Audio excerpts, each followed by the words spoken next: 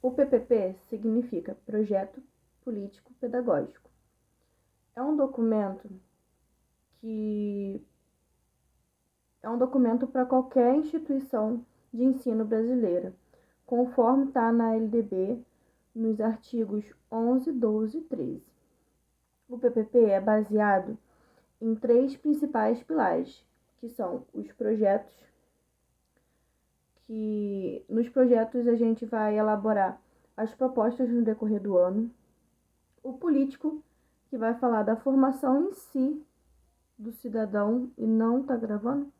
Tá gravando sim. O político, que fala da formação em si do cidadão, né? E o pedagógico, que vai falar das propostas e das atividades relacionadas ao processo de ensino esperado pela unidade escolar, né? O que a gente almeja conquistar no processo de ensino, que a gente deseja passar para os nossos alunos. O PPP é um documento que traz um panorama da escola.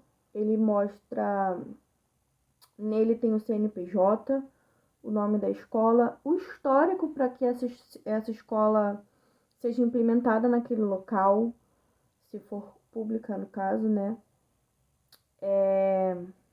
No PPP tem o que a gente acredita, os recursos que a gente tem, no que a gente acredita passar para essa comunidade, para esses alunos.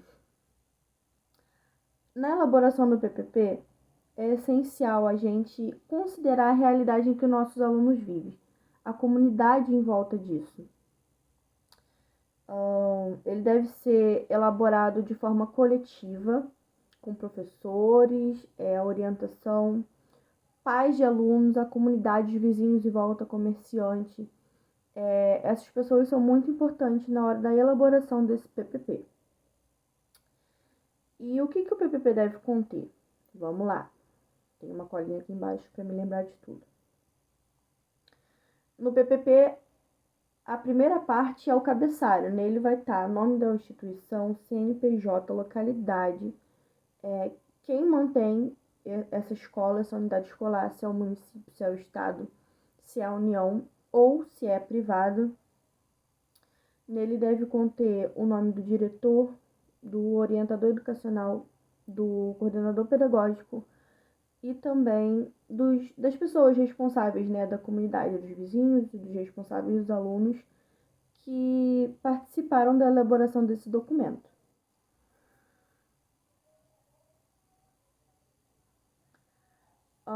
A segunda parte do PPP, né, após o cabeçalho, deve estar escrito a missão do PPP.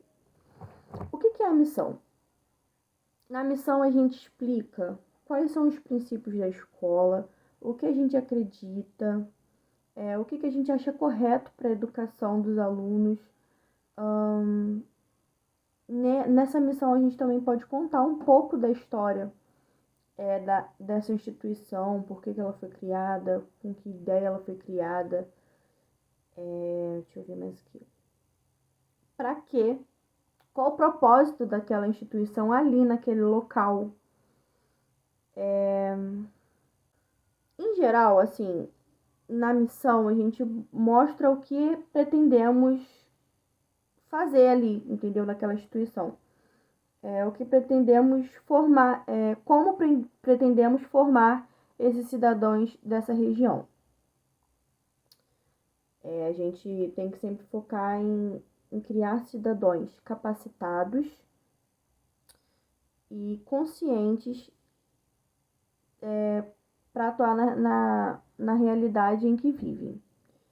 E sempre visando melhorar cada dia mais a qualidade de vida desses alunos, dessas crianças que estão ali inseridas naquela comunidade, naquela instituição escolar. O terceiro passo é o contexto familiar do estudante. A gente vai levantar esse contexto familiar dos estudantes através das fichas de matrícula e através das pesquisas feitas pelos responsáveis, né, na elaboração do PPP, para assim a gente conseguir desenvolver um trabalho, né, para a gente pegar uma orientação a desenvolver o trabalho desse PPP, as propostas do PPP. A gente tem que saber como é a vida familiar desse estudante. Isso é uma parte muito importante na elaboração do PPP. Como que é a vida dessas crianças? Como que é a renda dessas crianças? Como é que eles vivem? Qual é a realidade que eles estão inseridos? Entendeu? Tem criança que vai para a escola para se alimentar na escola, então é importante a gente saber como que é a vida desses estudantes, como que é a realidade dessa comunidade, a realidade que esse aluno está inserido.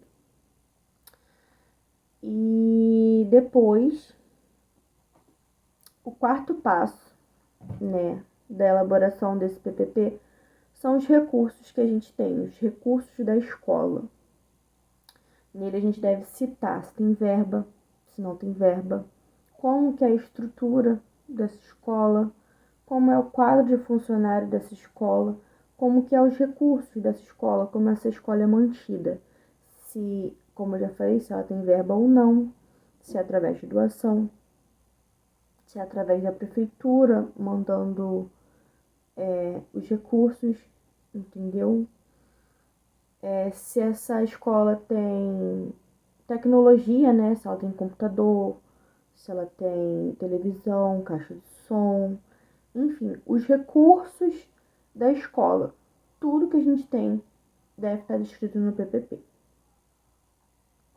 Nessa parte, é muito importante a gente ser claro, entendeu? A gente tem que agir com clareza na parte dos recursos no PPP, porque aí a gente vai saber se tem potenciais. Nessa parte, né, dos recursos, a gente consegue definir as potencialidades e as necessidades da escola.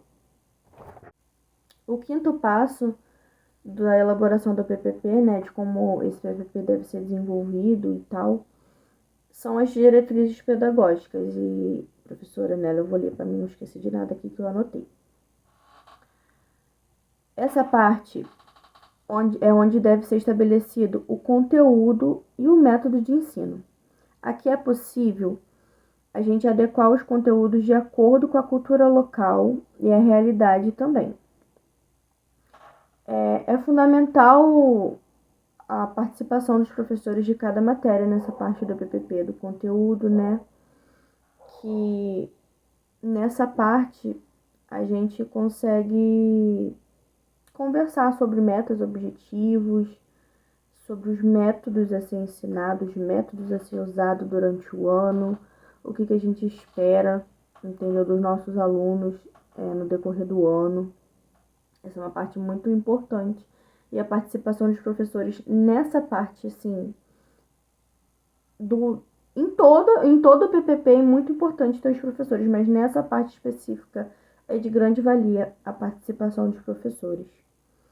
É nela que a gente traça as nossas metas pedagógicas, o que a gente espera, onde a gente espera chegar, os métodos a ser usado.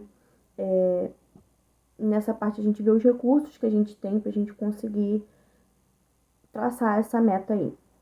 E por fim, o nosso sexto passo da elaboração de um PPP é o plano de ação. Não adianta a gente ficar só na teoria, né? Só aqui escrevendo um PPP, ficaria lindo, sim, só na teoria. Mas não é assim, a gente tem que ter um objetivo de colocar esse PPP em ação. Colocar ele em ação.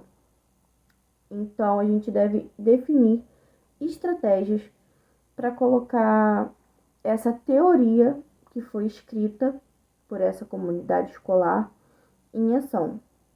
A gente deve definir as atitudes, as metas, os objetivos e colocar em ação.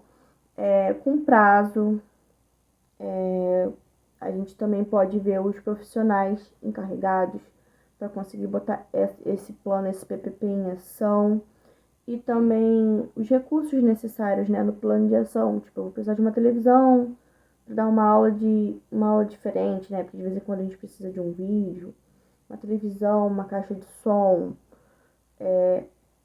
tudo no plano de ação. Tem a ver com recurso, mas também tem a ver com plano de ação, porque não adianta ficar só na teoria, né? A gente tem que agir, a gente tem que botar essa teoria para frente, a gente tem que formar cidadãos, entendeu?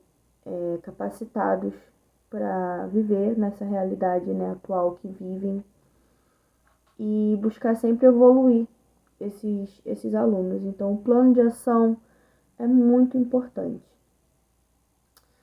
E assim, a gente termina, teoricamente, né, a elaboração de um PPP.